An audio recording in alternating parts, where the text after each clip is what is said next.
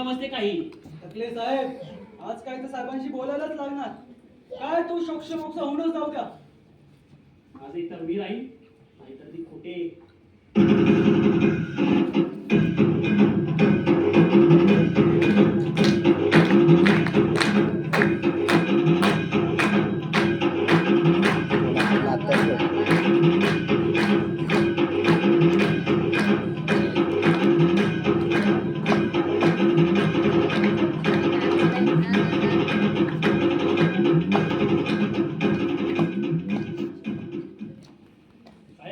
शेवटी आपण जिंकलोच.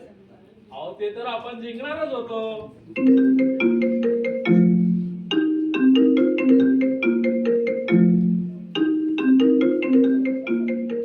देशमुख, हा हा, बोला बोला देशमुख.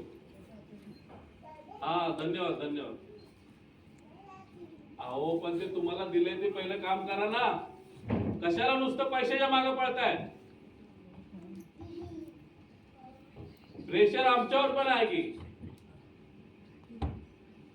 म्हणजे आता तुम्ही मला राजकारण शिकवणार काय? ठेवा फोन आणि काम करा. नॉनसेन्स.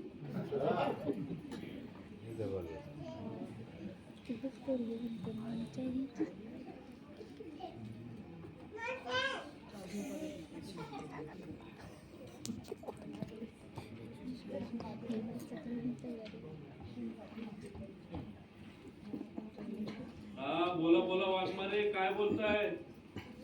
माग नका म्हणून मी, पण आता तो वेळ जाण्याआधी आपल्याला काहीतरी केलं पाहिजे. अहो आपलं सरकार म्हणजे झोपाळ्या बसल्यासारखं. समोरून जास्तीचे पैसे दिले की निघाले सरळ दुसरीकडे.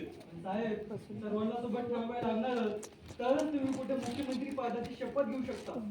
खरं बोलताय वाघमारे. चेहऱ्यावरून वाटत नाही पण खूपच हुशार निघालात राव तुम्ही. हो साहेब, तुमच्यावरतीच गेलोय. कोटे मॅडमचा विजय असो. कोटे मॅडमचा विजय असो. कोटे मॅडम तुम आगे बढ़ो, हम तुम्हारे साथ हैं. कोटे मॅडम तुम आगे बढ़ो, हम तुम्हारे साथ हैं. साहेब, आमचं समाधान झालेलं नाही. नाही काय झालं, नाही तर दुसऱ्या बाजूचा विचार करावा लागेल. खोटे. अहो पक्ष बदलणे म्हणजे मतदारांचा विश्वासघात.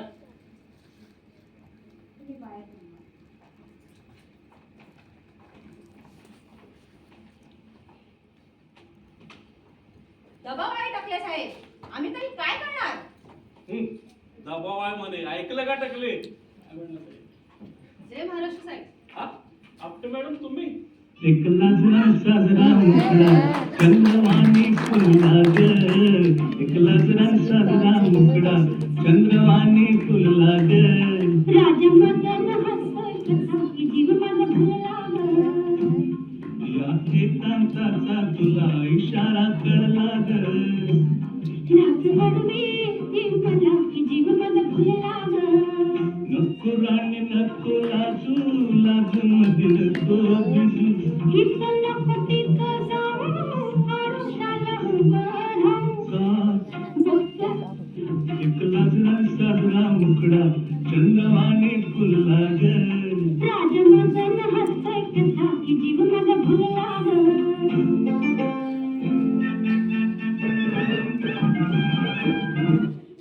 साहेब आवरा स्वतःला.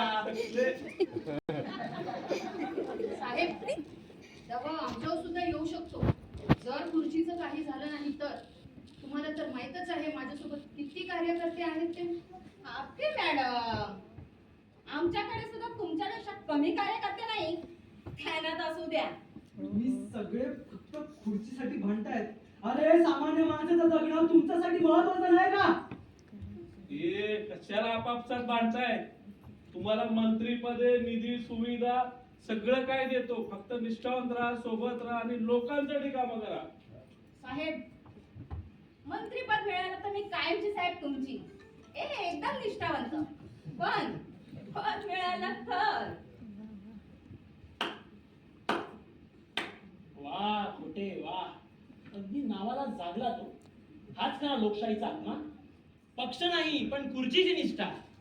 टकले साहेब, निष्ठा आमची मंत्रिपदासोबत. पद मिळालं एकदा की करू आम्ही जनतेची सेवा. आपटे मॅडम, तुम्ही कशाला काळजी करताय? तुम्हाला मंत्रीपद नक्की मिळणार.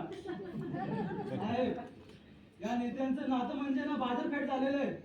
जिथे पोलीस असतं तिथेच मोर्चा. यांना सांभाळत बसायचं की जनतेकडे लक्ष द्यायचं साहेब? काय करणार वाघमारे आणि टकले? अहो यांना सांभाळावं तर लागेलच, तरच खुर्ची टिकेल. जनतेला उत्तर द्यायचंय साहेब. पैशांसाठी पदासाठी विकलो गेलो तर काय करून दाखवलं जनतेला? नंतर या जनतेकडे मतं मागायला जायचंय. अहो वाघमारे, आता निवडणुका झाल्यात, आहेत का अजून 5 वर्ष बाकी? करू की 5व्या वर्षी जनतेचा व्हायला नोट वाटून. नोटांनी मतं विकत गेले खोटे. खोटेपणा कसा लपवाल? साहेब, काय ते सर्वांचं एकत्र पॅकेज फिक्स करा. तुम्ही कशाला काळजी करताय आपटे मॅडम? तुम्हाला स्पेशल पॅकेज देऊ. तुम्ही जरा आमच्या जवळ बोलला टकले. साहेब, यांना सोबत घेऊन जायचं म्हणजे आपलं वाटोळं. अहो टकले, सत्ता टिकवायची म्हटलं तर हा खेळ करावाच लागणार. साहेब, आपण जनतेचा आपण कळतच आहोत. अहो लोकांनी उठाव केला तर पुढील वेळी भोपळा येईल हातात. अहो वाघमारे, आत्ताच काही झालं नाही तर आताची सत्ताही राहणार नाही. मग साहेब कसे होणार मुख्यमंत्री? तुम्ही कशाला काळजी करताय? आपण सर्वांना एकत्र धरून ठेवू आणि काय तो मार्ग काढू. साहेब, या क्षणाला सत्ता मिळवणं सोपी आहे, टिकवणं कठीण आणि लोकांचा विश्वास परत मिळवणं अशक्य आहे साहेब. सत्ता गेली तरी चालेल, पण राज्याचं नुकसान होऊ नये. मी ठरवलंय, सत्ता मिळाली नाही तरी जनतेसोबत उभा राहीन, पण ही असल्या आमदारासोबत नाही राहणार. अशा आमदारांसोबत म्हणजे तुम्हाला म्हणायचं काय वाघमारे? हेच की आम्हाला जनतेचं भलं करायचंय, तुमच्यासारखं नाही खोटेपणा. साहेब, खरंच चुकतंय आमचं. आता या खुर्चीसाठी नाही तर या जनतेसाठी आपल्याला काम करायला हवं. वा, खूपच उत्तम बोलणं तुमचं आपटे मॅडम. वा, माझ्या हृदयाला भिडलं.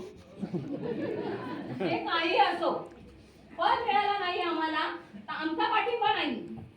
खोटे काय हरकत नाही, तुम्ही जाऊ शकता. आपले कार्यकर्ते घ्या आणि निघा. साहेब, खूप महाग पडेल हे, लक्षात ठेवा. ते आमचं आम्ही बघून घेऊ. अजून कुणाला जायचंय का? मला इथे कामं करणारी माणसं हवेत. नुसती रिकाम टेकडी नको जे खुर्चीला आपापलेली. ऐकलं का टकले? वाघमारे,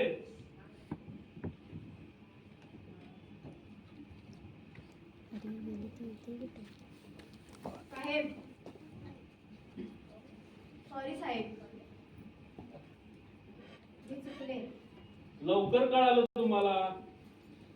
रोज पक्ष बदलून प्रतिष्ठा मिळत नाही. लोकांची नजर सगळं पाहत असते साहेब. सत्तेपेक्षा सिद्धांत मोठा, हे जनतेसमोर आपण सर्वांनी दाखवून देऊ. जनतेला नेता नको तर कामी हवी आहे. नोकरी, पाणी, रस्ते आणि चांगलं राजकारण हवंय. अहो राजकारण खरंच बदललं तर समाज बदलतो, पण ही सुरुवात आपण नेत्यांनीच करायला हवी. लोकशाही म्हणजे खुर्चीचा खेळ नव्हे. लोकशाही म्हणजे लोकांची जबाबदारी. खुर्च्या बदलल्या तरी जनता कुणालाही विसरत नाही. आणि जनतेनं ठरवलं तर कुठल्याही खुर्चीला पाडू शकतात. जय महाराष्ट्र.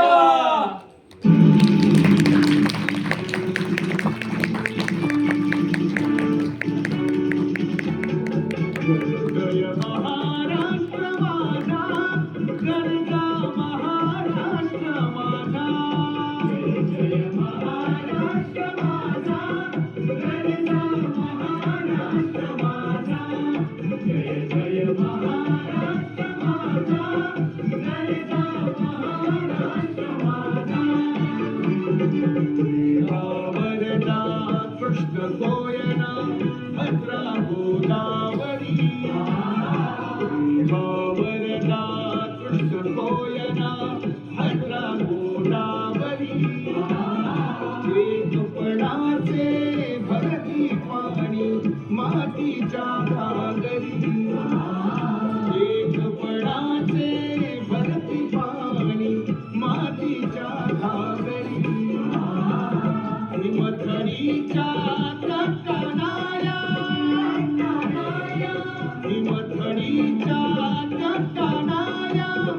माहुलीचे पाणी पाजा महाराष्ट्र माझा जय जय महाराष्ट्र माझा जय जय महाराष्ट्र माझा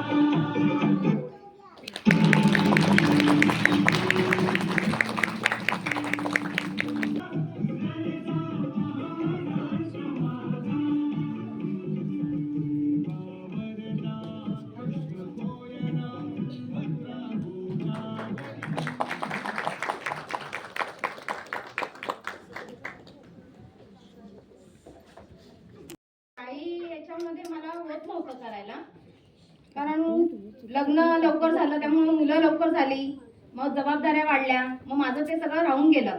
मग असं कुठेतरी वाटत होतं की आपण काहीतरी करायला हवं, पण त्यावेळेला मला सपोर्ट मिळत नव्हता.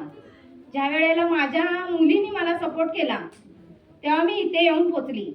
आणि हे इथे आली त्याचं कारण म्हणजे मी इंस्टावरती रील्स बघत होती, त्याच्यामध्ये मी ह्याचं स्किटचं हे बघितलं होतं सरांचं. तेव्हा मी सरांचं सेमिनार अटेंड केलं, प्रमोद सरांचा, आणि त्यांच्या बोलण्यातनं जी ऊर्जा मला भेटली की मी बोलली मुलीला मला आता करायचंय. मुलगी बोलली ठीक आहे मम्मी तू करू शकशील, कारण मी घरी रील्स वगैरे करते. मग मला ते चालना मिळत गेली आणि मला सपोर्ट माझ्या फॅमिलीनी केला. माझ्या तिघी मुली आणि माझ्या मिस्टरांनी मला खूप सपोर्ट केलं आणि मी इथपर्यंत येऊन पोचली. आणि इथे आल्याच्या नंतर थोडी अशी भीती वाटायची की फॅकल्टी शिकवायचे, पण माझं वाचन करण्याचा माझा खूप प्रॉब्लेम होता. म्हणजे शाळा सोडून खूप वर्ष झाले, त्यानंतर मी पाठी पाहिलंच नव्हतं. मग मुलांमध्ये गुंतून गेली, मग सगळं संसारामध्ये गुंतून गेली आणि सगळंच राहून गेलं. मग असं वाटलं अरे आपण जगायचं कधी, आपल्यासाठी सुद्धा आपण जगलं पाहिजे.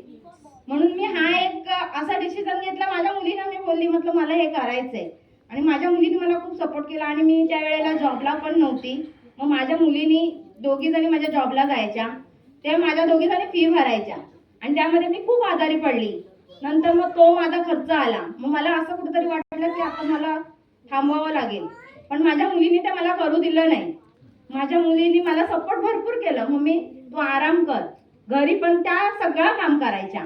आणि म्हणजे एक आई मुलाचं करते तसं त्या माझ्या मुली माझ्यासोबत करतात आणि सगळं काही ते माझ्या मुलीच आहेत. आणि ह्या इथे आल्याच्या नंतर मला खूप चांगले फॅकल्टी भेटले.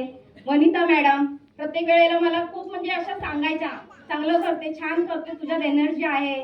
नेहा मॅडम होत्या, अश्विनी मॅडम, यांच्याबरोबर म्हणजे मला बोलून म्हणजे बरं वाटायचं.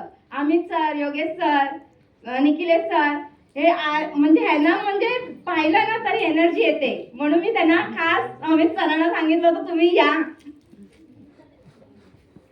आणि म्हणजे स्टेजवरती करायचं परफॉर्म म्हणजे मला थोडी भीती वाटत होती, पण नंतर काका गेले, स्वप्नील गेला आणि नंतर मग असं थोडं वाटायला लागलं नाही आपण करायचंय, हिंमत आहे माझ्यामध्ये करण्याची आणि मला करून पुढे जायचंय.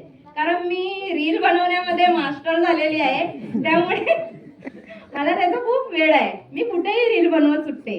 म्हणून मला असं वाटलं की मी ऍक्शन थोडीफार करू शकते, पण जे माझ्यामध्ये होतं लहानपणी करायचं स्वप्न ते आता माझ्या मुलीने मला करून दिलंय. त्यामुळे माझ्या मुलींसाठी मी खरंच थँक्यू.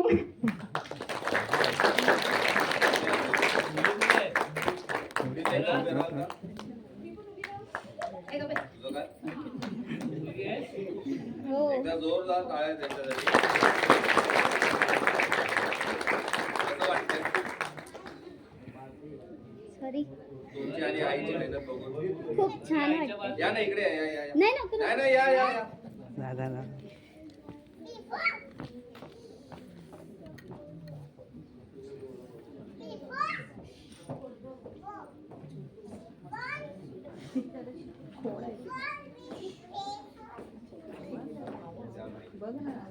सांगा कसं वाटतं?